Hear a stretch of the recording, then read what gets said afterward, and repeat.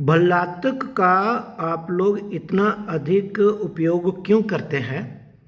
आप लोगों को डर नहीं लगता? ये हमें पूछा है साउथ गुजरात से डॉक्टर धर्मेंद्र भाई पटेल ने। तो डॉक्टर धर्मेंद्र भाई, इसका उत्तर सुन लीजिए। पहली बात तो यह है कि भल्लातक को आयुर्वेद में अमृत कहा गया है। अमृत या अमृत, तो अमृत से डरा जाता है क्या? ऐसी कोई बात नहीं है। इसको अच्छे से यूज़ करना चाहिए।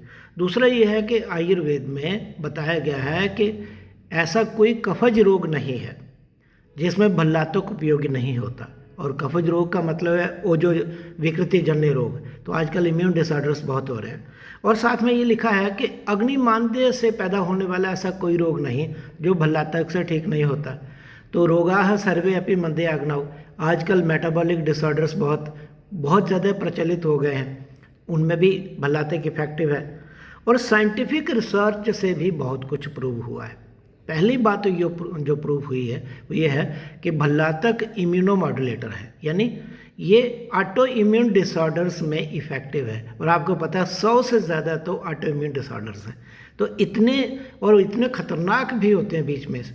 तो ऐसी बीमारियों में अगर कोई इफ़ेक्टिव दवाई है तो उसे डरेंगे कैसे? उसका उपयोग करेंगे।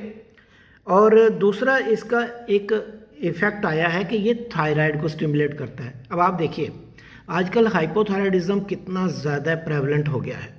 तो आपको एक ऐसी दवाई मिल रही है जो थायराइड को स्टिमुलेट करती है। और तीसरा ये है कि ये मेटाबॉलिक स्टिमुलेंट है, यानी मेटाबॉलिज्म को स्टिमुलेट करता है।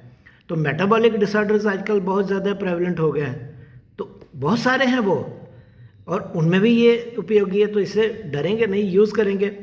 फिर क्या है कि ये एंटी एथेरोजेनिक है, यानी धमनी प्रतिचय जब हो जाता है, जब आर्टरीज अंदर से ब्लॉक होती हैं, तो उसमें भी ये साइंटिफिकली देखा ये गया है कि एथेरोस्क्लेरोसिस को कम करता है। तो इसलिए कॉरोनरी आर्टरी डिजीज़ या स्ट्रोक वगैरह में देते हैं। फिर देखा गया कि ये इसके अंदर एंटी म्यूटाजेनिक एक्टिविटी है, यानी ये अर्बुदहर है। इवन देखा गया कि ये कैंसर में भी के सेल्स को भी आगे बढ़ने से रोकता है। तो कितना इफेक्टिव है।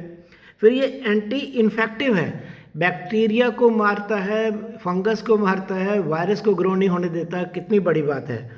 और उसके बाद ये एंटी इन्फ्लेमेटरी है, यानी सूजन भी कम करता है। और लास्ट में ये पीसीओडी में काम करता है, ये ओवुलेशन को प्रमोट करता है।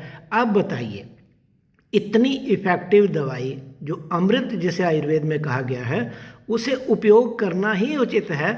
आप भी शुरू कर दीजिए, आप भी बड़े वैद्य बन जाएंगे। नमस्कार, धन्यवाद।